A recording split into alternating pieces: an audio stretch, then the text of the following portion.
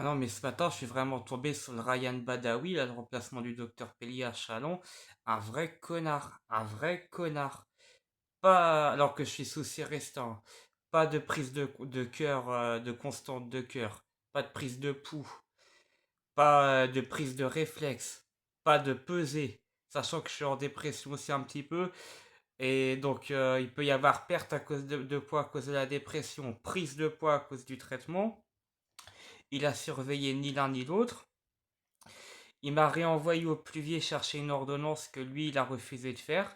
J'ai dû insister auprès des pluviers. Il m'a que je suis parti sans leur accord. Ils ont accepté de m'en faire une ce midi. Cependant, pour ce qui est de la kétiapine, je ne la prendrai pas. Je l'ai rayé de l'ordonnance tant que le généraliste n'aura pas fait la prise de sang pour contrôler la testostérone, pour contrôler la ferritine, pour contrôler les globules blancs et globules rouges. Parce que la kétiapine, clozapine ou lanzapine, tout ça, sont très connus pour l'anémie et sont très connus pour la granulocytose.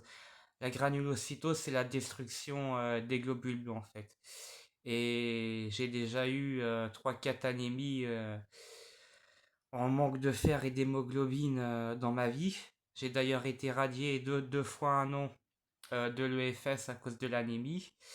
Et pour la testostérone, il faut contrôler la thyroïdémie aussi, la thyroïde, parce que la kétiapine joue sur la prolactine bon, qui est l'hormone du lait, ce qui fait baisser la testostérone, quoi. Ce qui peut faire perdre les muscles, prendre du sein, tout ça, quoi. Donc il n'y a pas eu de contrôle à ce niveau-là. Par contre, hein, il y a bien eu prise de la carte vitale hein, pour se faire payer les 30 et quelques euros. Donc ni ordonnance de sa part, ni prise de sang de sa part, ni prise de constante, prise de poids, tension, cœur de sa part. Se permet de téléphoner au pluvier ou au phare. Je l'ai fait avant lui, j'étais chercher l'ordonnance avant qu'il fasse les démarches lui.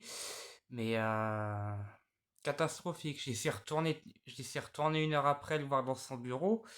Il m'a carrément chassé, puis il a dit qu'il fera rapport au docteur Pellier.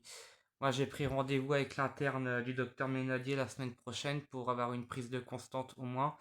Et le docteur Pellier, je prendrai rendez-vous le 20 si la collègue du docteur Ménadier ne fait pas la prise de sang. Je prendrai un créneau à 8 h du matin le 20 août au retour du vacances du docteur Pellier. Voilà.